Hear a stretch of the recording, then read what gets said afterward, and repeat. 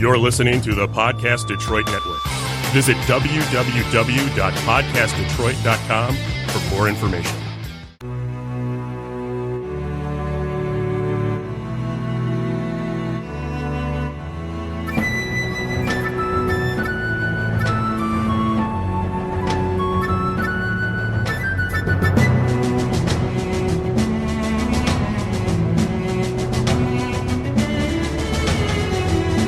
Hello, friends. Welcome to episode 28 of Storyteller Conclave. This is a show all about helping you run the best tabletop role-playing game that you can, whether you're a new storyteller or dungeon master learning the craft, or an experienced storyteller looking to take your game to the next level. I am Sarah. Yeah, and I think that drink's getting to you a little bit, Sarah. I literally I'm had Rob. like one tiny sip of it. I don't think we're there yet. We're not there yet. We're not there yet. But we are drinking, just to be aware. We are not suggesting that anybody on our show do this in an open way. We're not telling you intoxicate yourself in any way. But we thought that because today is one of our listener appreciation days, in the sense that Knox suggested us to talk about some of our favorite things, we would have a small drink. So have a little. I've got a little rum here to spice up mine. I've got a tiny little bit of sake to spice up mine. All right. And so to kind of elaborate on that a little bit, our topic for the evening is comes to us from one of our Patreons, Knox in the Box. You've heard him mention him in several other shows because he's a contributor to our show. Now, there are several different contribution levels that we have set up on our Patreon, and at the current top level slot, one of the benefits of being in that top level slot and contributing to the show quite as much as Knox does for us is the ability to suggest one show topic per month. Yep. And so Knox lent us a very good show topic, and it sounds self-indulgent. It does. On the surface. He wants us to just talk about our favorite games and what we love about them. But I really like this topic because whereas it does kind of sound self-indulgent on the surface, it lends itself to a much larger discussion of what makes a good game system and what attracts us to these sort of things. So, yes. You are going to hear an entire show of Rob and I fanboy/girling about a couple of different game systems here. Indeed. And one of the ground rules we set so that it doesn't take us literally an hour just to fanboy and fangirl is we are not going to talk about the one time or put in any flavor about the different games we've actually played, in session stuff. So we're not going to talk about the times when this character did that or the game system had this or whatever. We're just going to try and talk about the systems, and it's going to be exceptionally hard. Like it's sitting on your hands when you're Italian, which is me.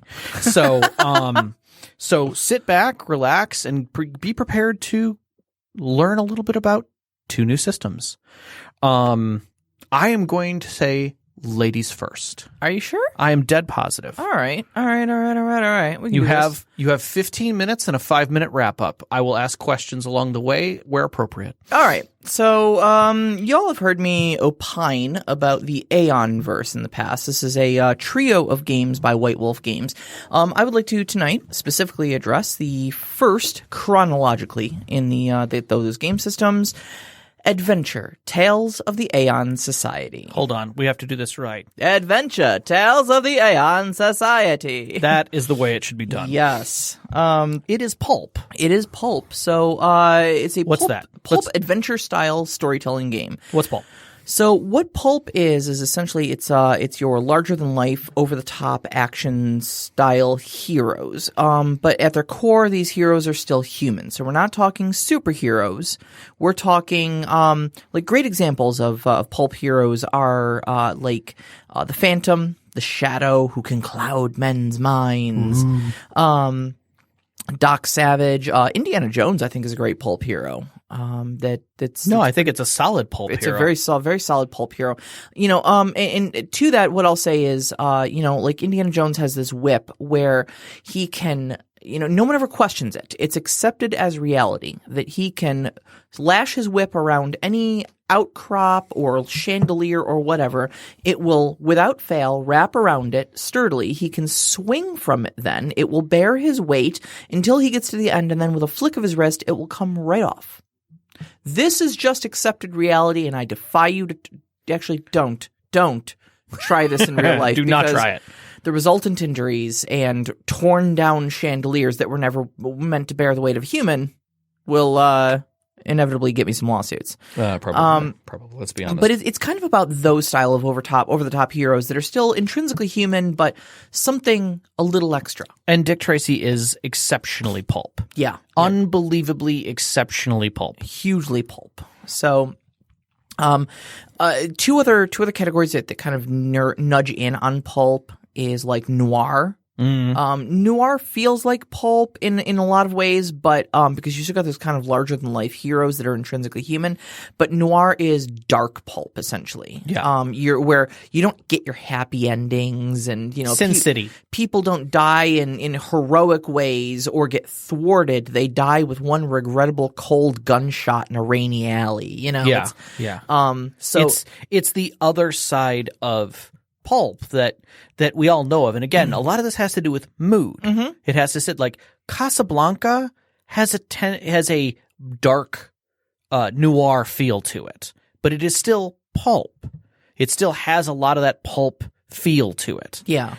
So anytime you think of like the dark detective stories, a lot of that would be noir would be a good way of thinking. So if you're thinking of running a campaign in adventure and you want it to be almost like to have like a jazz undertone and the rain constantly falling and shadows hard, that's noir. You're in noir. Yeah, exactly. So yeah, for pulp, you kind of want that uplifting sort of hopeful vibe to things, which is I think a future topic of ours. Yeah. Of how to really kind of bring that about and differentiate, set that mood. But basically, if you're looking to tell a story about Nazi robot invasion from the dark side of the moon, I think that's a great pulp plot. I think it's perfect. Yeah, absolutely. If you want to see, if you've ever seen the movie like Sky Captain and the World of Tomorrow, Rocketeer. The Rocketeer. Rocketeer was perfect. Perfect. Yeah. Perfect examples of what sort of game you're going to get out of Adventure Tales of the Aeon Society. Yeah. Excuse me. Sorry.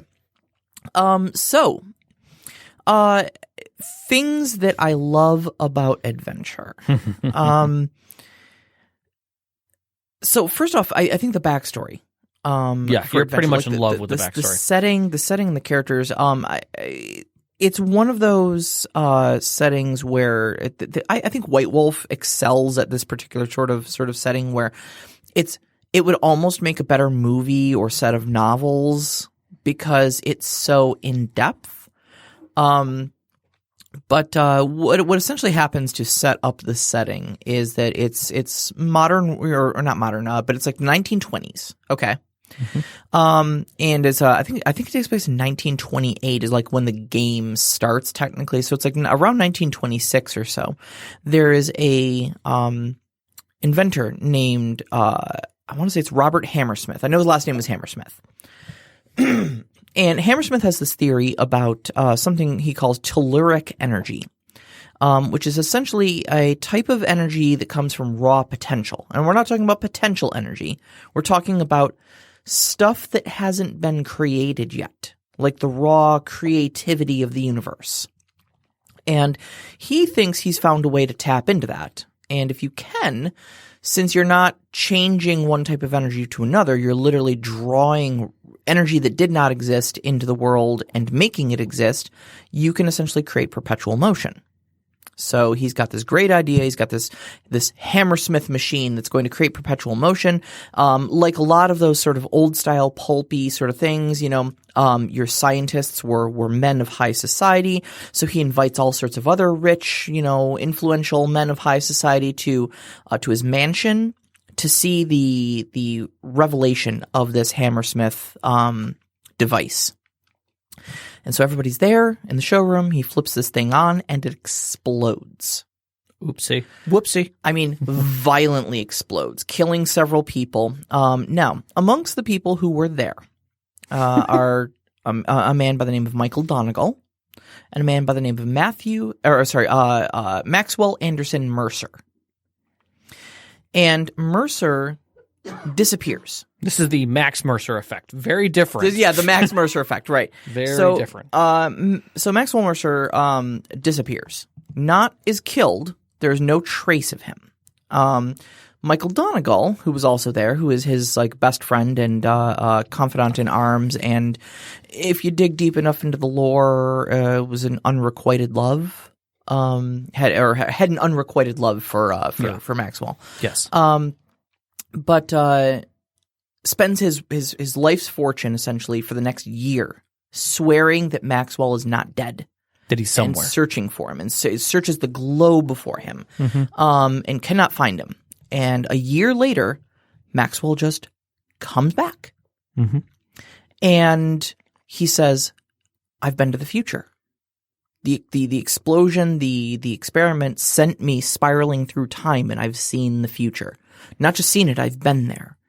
And such great and wondrous things are ahead for humanity. And the explosion has released a burst of what we call, that telluric energy or Z waves into the, into the world, and introduced all this potential, all this raw creation, this inspiration. And certain people have become, inspired by it. They've become larger than life. They've become so much more than human, but still intrinsically human. And he says, I want to gather these people up, and I want to, form a society, which he calls the Aeon Society for Gentlemen. And I want us to essentially guide humanity kind of from the shadows, from the rear, and just kind of subtly nudge them towards their own inspiration and their own ascension, and really try to get humanity on the right track for figuring out what is all good in this world. And there's so many wondrous things out there to explore and do and whatnot. And so that's kind of who your characters end up being as part of this Aeon Society for Gentlemen. I know that's a lot of setup. Like I said, it would really make probably a much better movie or set of novels than a role-playing game, but it's a very fascinating setting, I think, to play in. No, it's depth, but it's setting a stage for an entire feeling of the story versus here's a giant world, and within that world you have all of these things. There's no unified energy forward. Now there is. Yeah. I think that's beautiful. Yeah. And so already you've kind of got the groundwork for a hopeful, uplifting sort of pulp style game where you want to be the good guy, the heroic person. But unfortunately, good guys weren't the only people who were inspired. You've also got bad guys like the ubiquitous dragon and, also a sort of rogues gallery that appeared out of this as well, that are all larger than life sort of Dick Tracy sort of villains, Okay. So what then makes it a good game? Lots of things, I think. Yeah. So from a rule standpoint, I really liked the White Wolf Storyteller system. I grew up playing. Oh yes, it's the Aeon Society for Distinguished Gentlemen and Ladies. They were Maxwell was very keen on pointing out that just because the word gentleman is used, it's not a gendered specific. That there are exceptional folk of all genders. So it's based off of the White Wolf Storyteller system, and what I really liked, especially about the time that I started playing it, is that, I will ask one thing. Sure. Not everyone knows White Wolf. Okay. So what dice are used? Okay. So with White and Wolf, how do you play? In a very simplistic form. Sure. White Wolf systems in general are played with just handfuls of D10, 10-sided dice. So you're not going to use when Sarah says handfuls. Yeah, I mean, sometimes it can be a boatload, but in most cases we're talking a boatload is about 10. Yeah, I mean, I've seen as much as like 15 or so. It takes a bit. Like when you start playing Aberrant, you can start getting into like 20. Yeah. But that's Aberrant though. Correct. So what you're going to do is you're going to have a target number. Because in Storyteller it's a standard target number. I apologize. I've got previous versions of Vampire the Masquerade floating around. Dude, I'm going to be messing up mine by the time I get to it, so keep going. But typically what it is going to be is a stat plus skill. Your stats are going to have ranks 1 through 5. Your skill is going to also have rank 1 through 5. You add those two things together. So if I've got 3 strength and 2 in melee, I'm going to be rolling 5 dice. And there's a target number. And there will be your standard target number is 6. And so anything I roll on those dice that comes up a 6 or higher it counts as a success. There you go. Anything that doesn't, it gets discarded as a failure. And then, so when I roll my dice, I roll my 5 dice for this, and I tell my storyteller, okay, 2 of those 5 dice came up 6s, so I have 2 successes. Does that match the amount of successes I needed to do this task? Right. And so it's pretty simple to understand in that way because you that's really how just about everything in the game runs. Certain things will give you automatic successes. So it may say, okay, you start with 2 successes just because you've got this ability or you've got this item, and then you roll dice on top of that. There are things that may modify how many successes you need. You may need to roll several times and accumulate successes, but it's all basically just add a stat, add a skill, roll that many dice, go for 6s. So I really liked that. It was very familiar with me because I did have a background in White Wolf's previous games. Oh, yeah, definitely. But a lot of those previous editions of the games, at least up until that point, had like shifting target numbers. Like it wasn't always 6 you were aiming for. Right. The storyteller system that the entire Aeonverse and adventure included cleaned a lot of that sort of stuff up. So when I was growing up on Vampire, I came across the Aeonverse adventure and stuff like that, and all of a sudden it was like a better version of those rules. Right. And it was such a relief for me. Well, I mean, anything the joy of simplification makes the game quicker. Yeah. The moment, I mean, I'm not saying that games that have crazy target numbers that shift up and down, like Shadowrun's notorious for doing, doesn't make that interesting, but it's a different type of gameplay. Yeah, and I think there are people who really enjoy the number crunching. I mean, I enjoy playing BattleTech for the same reason, but those shift in the same way. But I can see the value of it for this for you. So in the rule system, you had things that kind of exemplified how your character became inspired, and what made them what they were. Right. And so what you had actually was a lot of things, and it was nice because it was subtle. Okay. So in White Wolf systems, typically you've got things called backgrounds, which are things like contacts or resources or, they're just kind of aspects to your character that are kind of attributes, but not really attributes. Right. How much money I have in my bank account is an attribute I have, but it's not like, an attribute. Right. And so what they had was like levels, like all these things go up on a 5 scale. They had level 6 backgrounds, with titles like Sanctum Sanctorum, which was the lair background or something like that. And then they had the resources background, level 6, was called Wealth Beyond Avarice. And it literally was like, oh, did you have a small kingdom that you called your own? What's the price on it? Never mind, I've already bought it. They are the type of people who just at any time have millions just liquidated that they can just throw around. If you want to be that rich billionaire that the globe trots, that's your thing.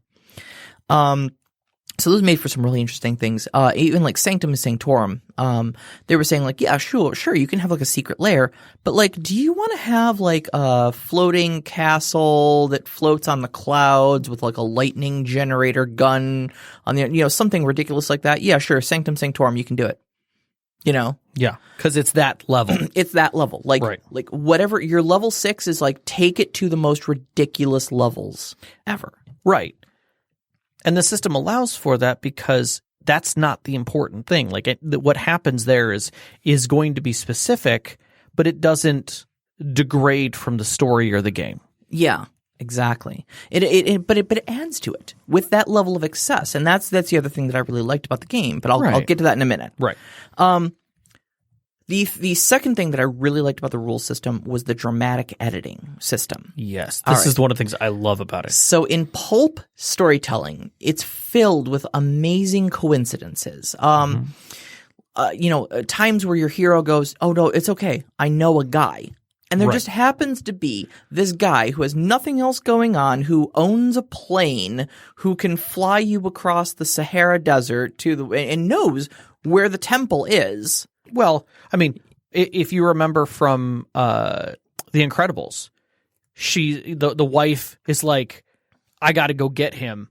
So she makes a phone call to one guy and says, hey, I need to borrow a plane. Right. Oh, you got it. Whatever you need, honey. And he just knows her. Yeah. And she goes and gets this beautiful fast jet. Funny enough, the fastest type of that jet that exists. They actually did their math on that. It's the fastest jet you can commercially as an individual buy. Oh, geez. But anyways, this is the dramatic editing is a way to kind of spend your inspiration points, which are kind of like your raw resource that everybody has access to just interject into the story. Oh, actually, it says here on my story on my character sheet that I made my money as an architect. Okay. Where are you going with this? Well, for one inspiration point, the Nazi scientists are busting down the door here. What do you say I wrote the plans for this very building? Oh, okay. You're an architect. Yeah, that makes sense. And so I happen to know that there's a secret passage behind this stairwell over here that'll get us out of this situation. Oh, okay. Sure. Spend a point of inspiration. That's good dramatic editing, you know? Yep. Like, oh, our cargo plane crashed in the middle of the Congo. Okay, well, for 3 inspiration points, what do you say that there was another plane that crashed nearby that has some basic supplies on it, like food and water and whatnot? You know, not good stuff, but like trail rations and maybe a couple blankets. Okay, yeah, sure, we'll let that happen. Yep. You guys crashed near another plane. Boom, you know? Yep. And it's just those amazing coincidences. Yep. The last thing I will say is the knacks. The knacks are kind of your quote unquote superpowers. Sure. And those really spoke to me. Okay, so there's basically 3, not quite character classes, but more kind of like archetypes. Right. So you've got mesmers who basically use mental powers. These are Right. people like the Shadow who can cloud men's minds. Right. Or use like minor telekinesis, things like that. You've got stalwarts who are almost superheroes from the standpoint of they push physical limits to extraordinary levels. Like, Captain America is kind of he's stalwart. kind of a stalwart. He's kind of at the far end of it, but He's yeah. at the very far end of stalwart. Yeah. Who's is it? Jaws from Odd Job. Jaws. You know, a guy who can literally take a gun and eat it. Yeah. Like, okay, he's still technically human, but damn. Yeah. You know. Yeah. That's kind of where your stalwarts sit. Indiana Jones when he was fighting the brute in front of the plane. Oh, is it the one he throws like a flurry of blows into, and he just basically just looks at him? The guy just pushes him down and like throws him 3 feet back. Yeah, he's kind Yeah. of a stalwart. Yeah. Okay, and then you've got what Indiana Jones is, which is the Daredevil, which is my Right. favorite. Right. Because these guys are just thrive on just being either really lucky or really exceptional to like heroic levels, but you can never quite say that they're unrealistic. Right. They're just dudes. But holy cow, are they good at what they do? Yeah. Amazing pilots. Right. Unbelievable drivers. But even more than that, though, okay, Right. the knacks for daredevils do things like this. One of them is called vehicular hazard or something like Yes. that. So I remember that. the rules for this knack are: if you are ever in a chase scene, period. Okay, it does not matter what you are driving, whether it is a rickshaw, whether it is a biplane, whether it is a Model T, whether you are riding a horse. If you are in some way piloting something that can be loosely described as a vehicle, your enemies who are pursuing you will not have a chance to, will suffer calamitous disaster in their pursuit. This is the thing that makes like cars hit a vegetable cart on the side of the road and flip violently and then explode. Yeah. And it goes into several details of ways that these scenes could play out. But like all those chase scenes where things like that are happening and you're going, that's so unrealistic. Those are the things that happen to people who take this knack. Right. Another one of my favorites is called Perfect Privacy. Perfect Privacy says like this: if anybody ever tries to spy on you or glean information without your knowledge in any way, whether they're trying to read your lips, whether they're trying to look over your shoulder at what you're writing on a piece of paper, does not matter. If they are trying to surreptitiously spy on you, they fail. Do not roll dice. They fail. Right. It will be things like, okay, so the secret meeting is taking place at o'clock. Yeah. That's what they get. Yep. a string concerto will strike up, or a string quartet will strike up a concerto at exactly that moment where you're giving the pinnacle information, and it will glean nothing from it. It's just beautiful. It's just beautiful. All right. So I talked a little bit about the game system. I know I'm running short on time. You are. A little bit short. A little bit short. The setting. I just want to talk a little bit about that because I think the setting is phenomenal. First off, I don't think I've ever seen another game set in the 1920s.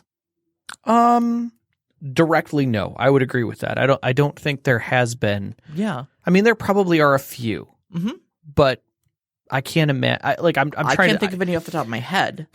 I know there was one or two that were, but they were not. I would say they were not mainstream. I mean, I'm sure if Overwatch was listening, he would be fighting with us right now, but he's probably played all of them. Yeah, Knox is actually saying Flash Gordon. I'm not entirely sure. To be honest, I really haven't watched Flash Gordon. I found it a little bit too campy for me, but I think Flash Gordon is maybe camp and not pulp. It is camp. It is pure camp and not pulp. Okay, good. It is. I was gonna eventually get back to the Flash Gordon comment, but it is total camp. Yeah. But close. Camp is a close neighbor of pulp. It is. But camp can also push a lot of other what does it really sit in? It is space opera in that style. Yeah. So is it Star Wars done camp? Because that's kind of what it is. Or is it fantasy done camp? Which it could very well be, high fantasy done camp. So I like the setting. I like the 1920s. I think it's a very cool setting. If you ever watch Boardwalk Empire, now just imagine that with heroes. Yeah. Heroes and villains in it. Yep. Pulp is just fun. It's just a really fun style. You get to have so this isn't something that happened in game. This is just our mutual friend had a character concept for a mad scientist that dealt in human DNA and genetics, but 1920s. So again, we're talking mad science, cutting edge technology here, right? Of essentially giving herself controlled mutations to give herself superpowers, right? Named Dr. Jean Splicer. Yeah, and I groaned and I shook my head and I said, "That's perfect. Please use it." Vicky's name. Yeah. Gracie Demure. Yeah. She was a movie star spy. Yeah. Based off of the Matahari. Matahari, yes. Yep. Was amazing. Your character was Seamus Finnegan, just this, Irish bruiser. That's all he was, just a tough guy. Just an Irish bruiser, but you had some amazing knacks that were just you get combat bonuses the more you're outnumbered. Right, right. Yeah. We had Dr. Lawrence Critcher, who was a anthropologist and zoologist, cryptozoologist, who had a Yeti companion. Yes, which was just amazing. Who wore a hat and a suit. I mean, just these are the style characters you have, and they're perfect for the setting. They're just this far side of extreme, almost goofy, but they fit so well. Yeah, with the pulp and style. Yes, Knox, I was Seamus Finnegan. Yes. So, and then let's see here. So, if it's a great setting if you want to talk about, if you want to tell stories, like I said, about Nazi robots from the dark side of the moon. There's a story right at the very beginning of the book where a villain uses an anti-gravity ray that he's mounted on a satellite to tear a skyscraper out of the ground. And man, I think it's even the Empire State Building. It's something major, but he uses that, and so then the group has to go and find out what's going on with this anti-gravity ray. Right. And of course, I want to circle back around to the story, the setting. Yeah. I think the characters are all very rich. The rogues gallery is amazing. Yep. And so on both sides, you've got a lot of great material to inspire your own stories, and you can use as much or as little of it as you want. But if you do really want to heavily delve into who the Aeon Society is and use all those characters as background NPCs, you absolutely can, because they're fully fleshed out. No, I agree. To a degree, one of the things I will say that I like about it is that it has the feel of being able to jump right in, that your characters are already established, and because it is very heroic, there's reasons for them to be together. Yeah. And it makes it feel like that's easier to pull people together in that story. In fact, actually, I just remembered Ela May, one of our Patreons. Yes. The reason her name is Ela May on Discord with us is because that was the name of her adventure character, Ela May Hawkins. She was our barnstormer. Yes. She was an ace biplane pilot. Who could pilot anything. But you guys were doing like a train heist, and she was like, literally like matching the speed of the train and dropping you guys off like without problems. Yeah. Just amazing. Lands 2 cars down. Right. Yeah. So I'm gonna close up on that. Okay. Adventure is it's a little hard to find. You can find it on Drive-Thru-RPG. Yes. The books themselves were exceptionally rare because it was canceled basically before it hit the shelves. Yeah. So if you can find a book, pick it up because you're looking at a treasure there. Yep. But you can find it on Drive-Thru-RPG in PDF form, and look into it. It's a great game. Well, excellent. Cheers to you, my friend. Cheers. It was excellent. Well done. Well done. And I pass the torch. Oh, thank you. So, what game are you going to tell us about, Rob? Is it a game you may have mentioned once or twice here on this very show? No, I never talk about this game. No, I love 7th Sea. Knox, you actually found the book? Oh, nice. Oh, congrats. Wow. Good grab, man. Good grab. So, I will say this. There are Trinity books that just came out off of their new Kickstarter. That are Aeon Society books. Oh, yeah. So okay. the future stuff is there. That literally they just finished their Kickstarter. I've started to take a look at it. Yeah, it's was it Obsidian Games or Obsidian Games owns a license to it now. It's interesting. It's different. Those aren't connected as far as setting and such. As if you think you're going to be an adventure game and then move to Aeon. They have a very different feel in their positioning. Yeah, so yeah. That's all I'm going to say. So 7th Sea. There are 2 editions of it. I will be speaking to first edition. It is not that I dislike second edition. It's that I'm not quite comfortable talking about it just yet because my framing still sits around first edition. 7th Sea is high hero adventure. And I say that it's set in a pseudo-historical European myth and legend. So when I say high hero, what I mean is the players play heroes that are almost indestructible, except in the presence of a hero or a villain or a henchman. So literally the game points out to the fact that this is that your heroes are meant to be heroic. They're not there to die from a brute, shooting them with an arrow or a bullet or their ship sinking or a tower falling or, you didn't roll any successes or whatever. On a pit trap and there you go. That is not how you die. That is how you get knocked unconscious.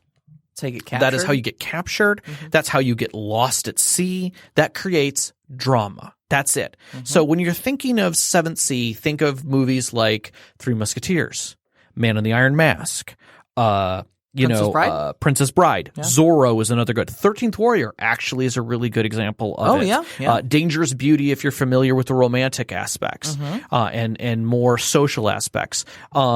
Any of the recent Crown movies of Elizabeth are all good examples of that. Rob Roy, perfect example. Mm-hmm. So these types of movies where you have a hero who is literally carried through the whole story, where moments you think that they're gone, they must have died from something, and they just don't. I mean, I'm going to flat out say it. If you've seen Hudson Hawk, yes, that is a high hero fantasy. That's also, by the way, something you can pull off in adventure. You definitely can pull that off. So always think about that. It is very cinematic. Mm-hmm. There's a lot of cinema that comes into it because it feels very much like you have these unbelievable scenes where it is not uncommon in 7th Seas to have your 5 or 6 characters sitting around having a discussion and 30 brutes, 2 brutes break down the front door and all these other ones pouring from the walls, and someone does a count and go 1, 2, 3, 4, 5, 6, 7. Oh, 40-1. Finally, a fair fight. Let's do this, gentlemen. That's a common throwdown in the world. And there are ways to interact that whole story in 7th Sea. Mm-hmm. And it is deep drama. We're talking characters having TV or show-like moments where you've got a scene, you've got characters, you've got depth. It's like Telemundo. Everyone's intense with their feelings, and it shows. It comes out in the play. Drama is what is bought and paid for in this game. There's literally drama dice in the game. It is a D10 game. Instead of using successes based on numbers, it's based upon totals. So for instance, I might roll 3 dice, 3 10-sided dice, and I'm looking to get a total of 10. My target number is 10, and I might roll 15, 20, on those. And some of those dice, if they roll 10s, I can re-roll. They explode. And I can just keep re-rolling those as they roll 10s. And believe me, it happens more times than not. So for every success I get above that, I get a raise. Sometimes as a storyteller, I do raises. So I say that something is challenging. I might talk about raising the difficulty. So it goes from a 10 to a 15, or I might explain like, oh, these brutes are going to be on this style of a ship. So your target number is now a 10 to, is a 20 to hit them. And it's getting challenging to try and handle these situations. So at times players may take and grab from their drama pool and add to their dice, even after they've rolled it, just to see if they get a success. So kind of gives you a feel for kind of where the world is at. Now let's talk a little bit about this world setting, because it is thick. There are many world books in this, because each country has its own thing, its own blood.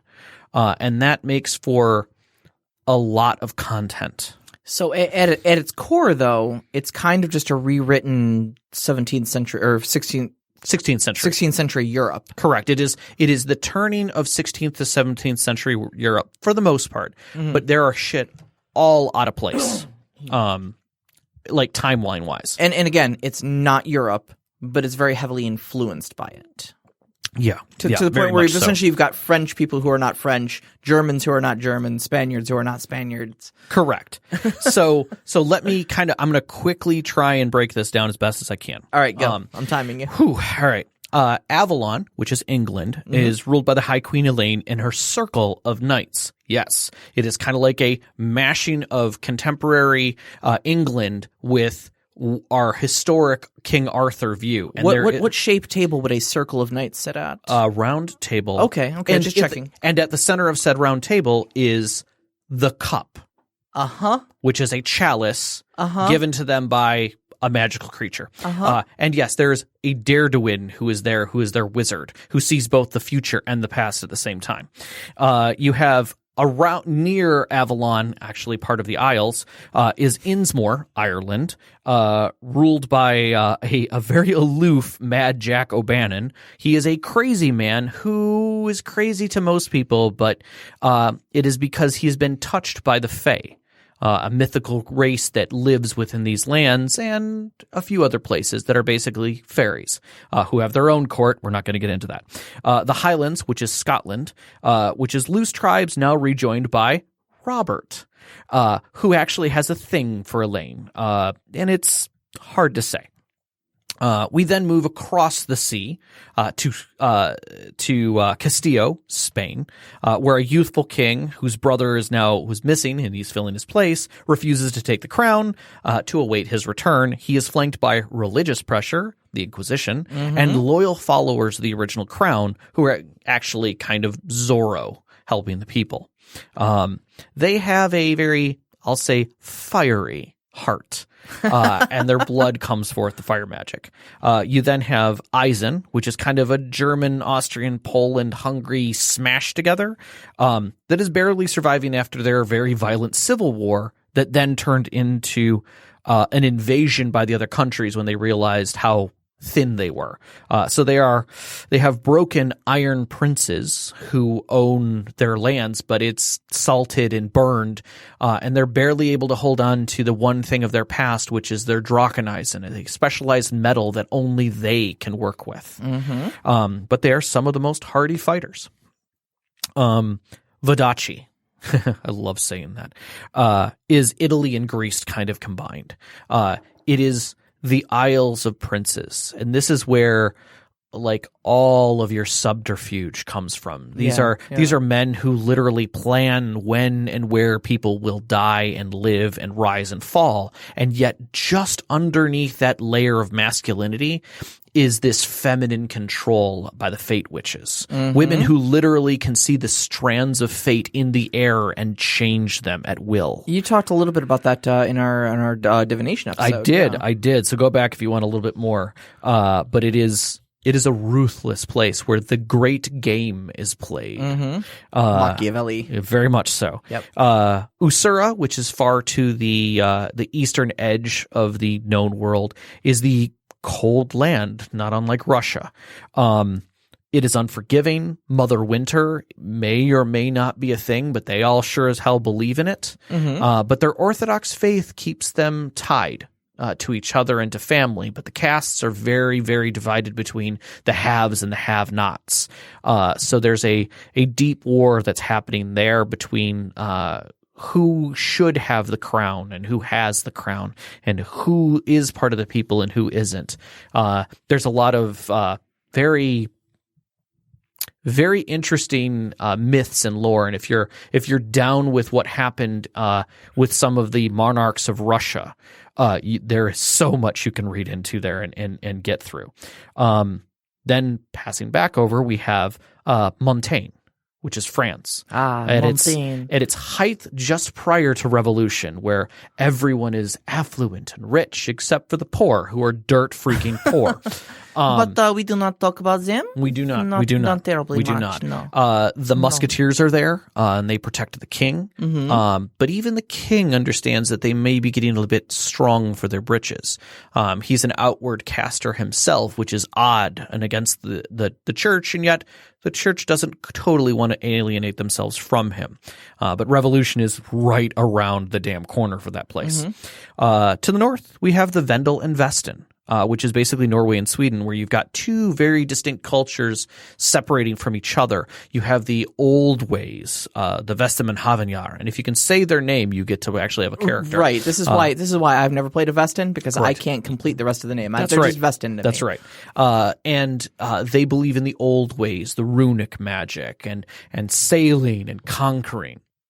Whereas the Vendel are... Would you say they come from the land of ice and snow with the midnight sun and the hot springs flow? Indeed they do. Those are the very same ones, and they do have cats. Okay. And their magic comes from this deep runic magic that they literally carve into things and gain power. Whereas the Vendel believe that they could probably own the planet, literally, financially, and may just do that if they continue what they're doing. Very, very merchant, almost Ferengi, if you're familiar with the nomenclature. And last but not completely least, there are a few other places, but mostly the pirate nations, and these are the wild men of the seas who kind of have their own agendas. There are the Seventh Seas themselves, which nobody dares crosses. Because it is dangerous. There are tales of the ships going into the fog at full tilt and literally coming back out ghost ships moments after they go in. So that's a thing. Yeah, there's also literally walls of fire in some sections of the Mediterranean type sea that's there that block you from making your way into other lands that lay beyond.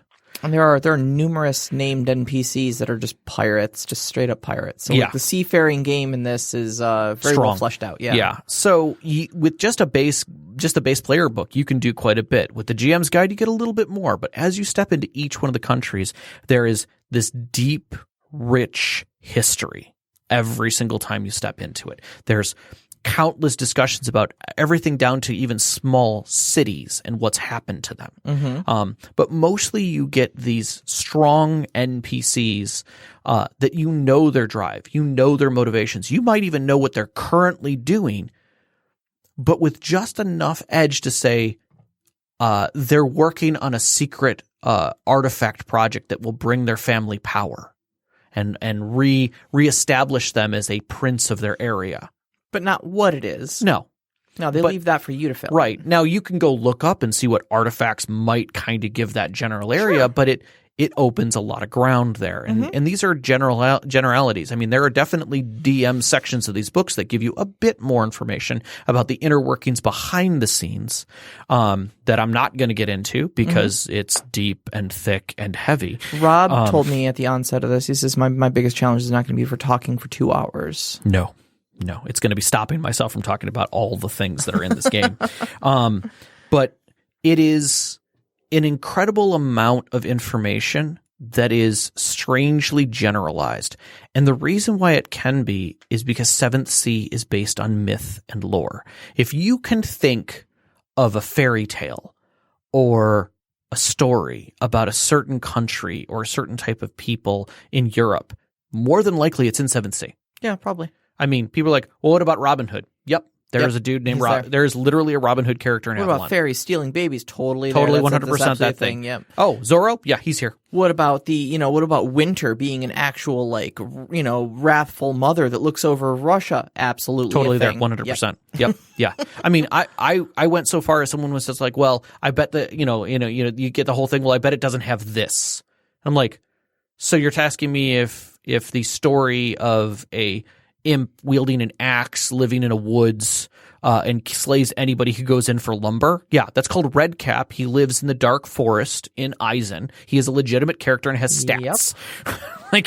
These are things. And those terrifying tales that the history behind for Hans Christian Andersen or even the true tale of Hansel and Gretel. Mm-hmm. Those are real in the 7th Sea world. The Brothers Grimm, yeah. Brothers Grimm is huge. Yeah. So any of those tales, they're truths of the original tales, not the flowery ones that Disney have told us, are in this somewhere. You can find them. And sometimes they're hidden behind some very crafty storytelling. But you can find pretty much all of them. Yeah. And it's all beautifully interwoven in a history. So I love that about it. So I'm going to say move in. I'm going to try and step away from the history and start talking about a few things. Magic in the system is tiered.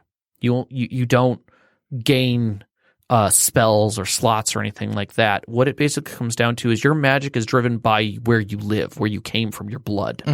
And there's a whole reason for that, which is hidden in the game, that players discover. And it can come from a lot of facets, whether the Fae touched you and you have that, or whether it came from your family's bloodline and you have the Castilian fire in your eyes. You have tiers of adept and apprenticed and expert. And as you go through those tiers, as you get dots that increase your powers, you gain knacks, abilities that you can do, whether it's lighting a fire in front of you or at a distance or fueling it. It sort of just opens up a toolkit for you within that spellcraft. So it's you're locked into, for instance, my character is a Montaigne, locked into Porte, which is portal magic, but there's several things within that toolkit that I can do.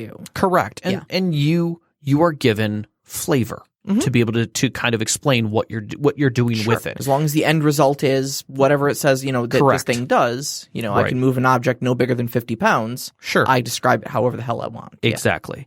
And most of the powers are very visual, very strong, very cinematic. And that's a reoccurring thing, is that you always want to have a very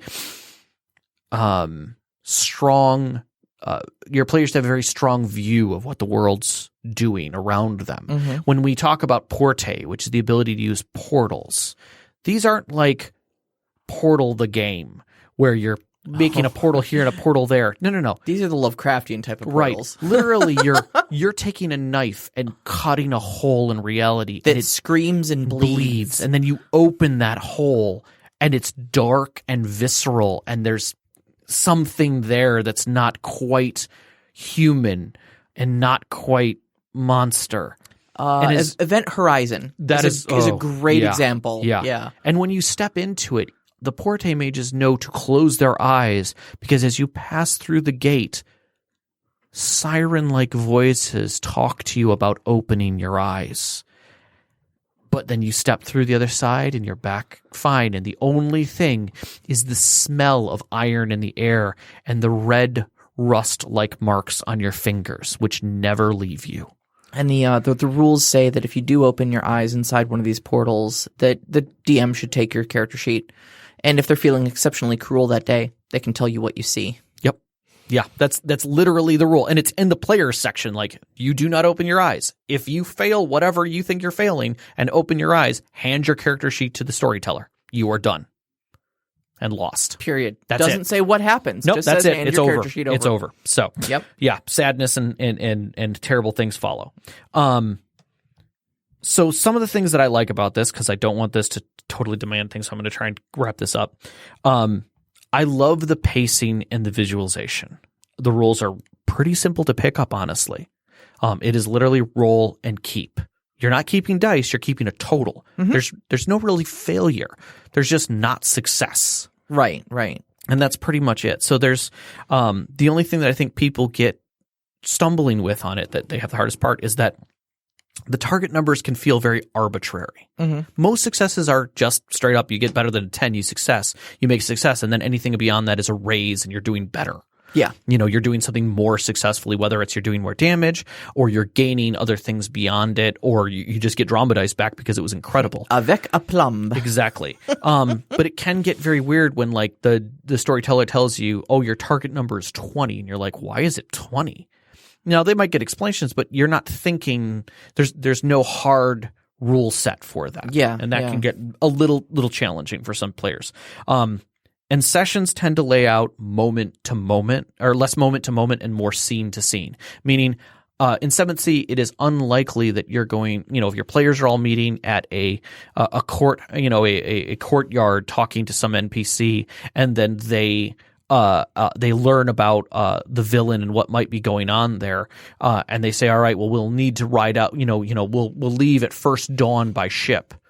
The next scene might be their ship coming into harbor with them on it midday. Mm-hmm. So we don't need to know about what provisions they got or who they talked to in the bar or how they got on the ship or how tired they were. Yeah. We're just moving on to when's the next important moment. It's not as much of a hard adventuring game as Correct. like D&D is, where like you keep careful track of your how many rations you have on your character sheet. It's like right. Where would the movie cut go? Correct. Is kind of where it is. And resources tend to really dictate what you have and when you have them. So it's very fast and loose in that sense.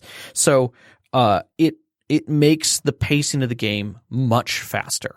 One of the other things is that oftentimes, like Sarah has said, you will see when the antagonist is acting. Players will be like, okay, we did our scene and blah, blah, blah. And so we stopped the henchmen from breaking in and stealing the artifact, and they're running away with their tails between their legs. Fantastic. And then the next scene is just an exposition by the storyteller, who's literally, walking along a line of obviously beat, broken, and injured men and handing them, as they lift out their hands, putting a gold in their hand and saying, I pay you and you do nothing. Mm-hmm. I pay you and you do nothing. And then finally gets to one guy who looks relatively uninjured, who's saying nothing, and they're and it is trying to look away, is like, and some of you fail at your faith. And then he takes the coin and he does something with it horrific and makes all the other guys rethink their existence. Yep. And that's the kind of thing that happens. It sets the stage. The players get to learn about the antagonist. They know what's coming. They know the feeling and the timbre of the moment. Because it's not about springing that surprise on them necessarily, and it's not about, setting up a combat challenge for them. It's about the drama behind all of it. Exactly. And it's almost more dramatic to know at that point what the villain's up to. And, right. And see the villain in his natural environment. Right. You want that monologue to come. Mm-hmm. You want to know that the thing that's catching you off guard is something that's legitimately going to catch you off guard, not what you would expect. Mm-hmm. A good example that I always like doing is when Richelieu is being fought in one of the last scenes of Three Musketeers, the Disney edition, he, his primary side henchman steps out and starts fighting, he's running away, with the queen. Like, he's going to get away with her, because if he gets away with her, he basically wins, but then he loses that option and ends up like, I'm just going to take off. And he's like, sweet, my information's already been sent to England. By the time I get back here, I'm going to have a freaking army and you're going to have nothing. And they're like, wait, we've got it right here. Nothing made it to England. He's like, you know what? Screw you. I still have loyalists and everybody out there. And then one of the players pulls their card and is waiting on the boat.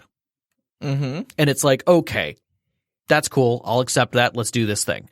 And that's how, and then Richelieu gets dumped off the boat and you're not sure. Did he drown? Did he get away? Is he going to come back? Nope. Nobody knows. We're going to find out in the next adventure. But he's thwarted. Exactly. And that's the story. Exactly. Yep. So Seventh Sea has all of those pieces, those cinematic moments. And I spent years playing first edition. I love first edition. Yeah. I think it's got a wonderful route to it, and I think people should look at it. The books are still out there. You can find them on Drive-Thru RPG. Sometimes you can get them on sale. So I highly recommend, if you're interested in a different pace than D&D and you want a system that's fun and adventurous and it's about kind of joy. Like, my players laugh all the time, but I've scared the shit out of them at other times. Yeah. Go for it.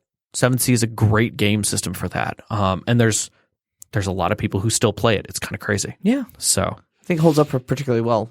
Yeah. Yeah, it is a cool system, Knox. I highly recommend it to a lot of people. Maybe play a game before you run a game, though. I would highly recommend that. Do we want to try to fit a question or two in? Yeah, we got like 5 minutes. Yeah. We have 4 minutes. We have 4 minutes. All right, let's try and fit at least 1 or 2 questions in. I think I can answer veterans real quick. Do it. Off the shelf system versus customized off the shelf system versus total homebrew. What's your preference and why?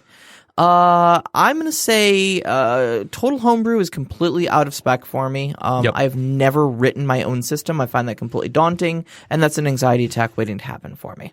At this point in my life, if I was to homebrew anything, it would be tweaking.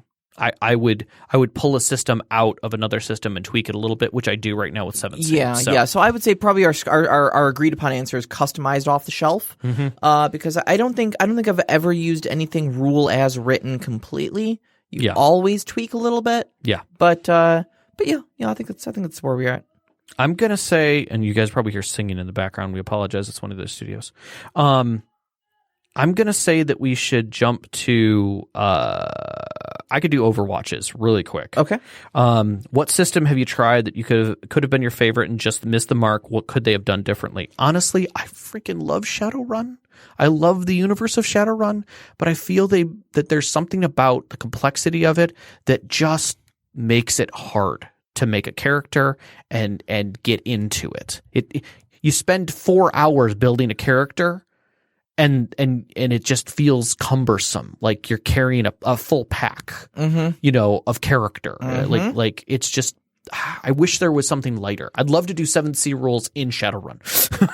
I'm going to just put big ditto marks under yours, because that was exactly my answer for exactly those reasons. I'd love a good system for that. I want to hit Elamay's question, because we rarely get questions from Elamay. She's one of our Patreon supporters, and I name dropped her earlier. Yes. So what's the one thing that puts your personal favorite system over the top? If you had to pick one aspect of the system that elevates it above all others, what would it be and why? For me, the reason I like adventure so much is because there's literally no other game that I know of that feels like it.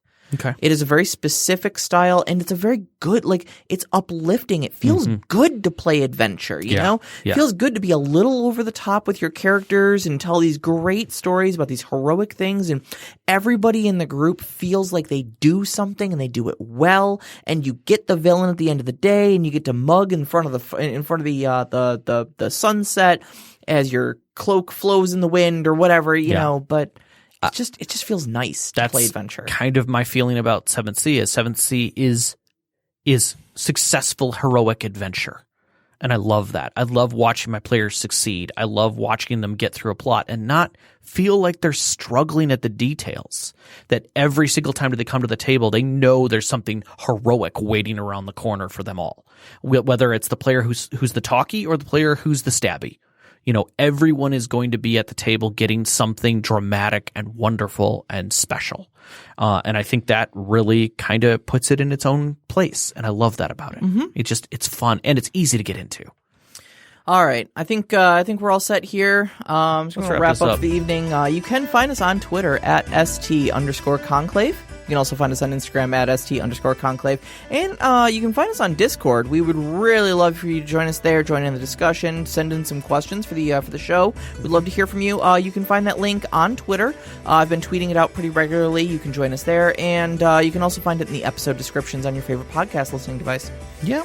Thank you, everyone who support us on our Patreon. We love the support. It helps us immensely. If you know anybody else who'd like to listen to our podcast, please direct them to our show, but also direct them to our Patreon page. It would help us immensely. You can find us at patreon.com/storytellerconclave. But a big shout this week again to Knox. Thank you, Knox in a Box, for helping us out this week and giving us a wonderful show. And if you too would like to suggest something for the show, remember our top tier Patreon subscribers get that privilege. So. Yes. So our intro music is Beyond the Warriors by Guy Frog. You can find them at guyfrogmusic.weebly.com. Our outro music, which you're listening to now, is Only Our Footprints in the Sand by Midair Machine. That can be found at freemusicarchive.org as well. We record here at Podcast Detroit, podcastdetroit.com, or Twitter at Podcast Detroit. Our engineer is Caitlin, and awesome as always. A big shout out to our families, Vicky and Sean. Thank you for supporting us and being patient with us. All of our friends who've sat at our gaming tables throughout the years, and you, our listeners, we love you.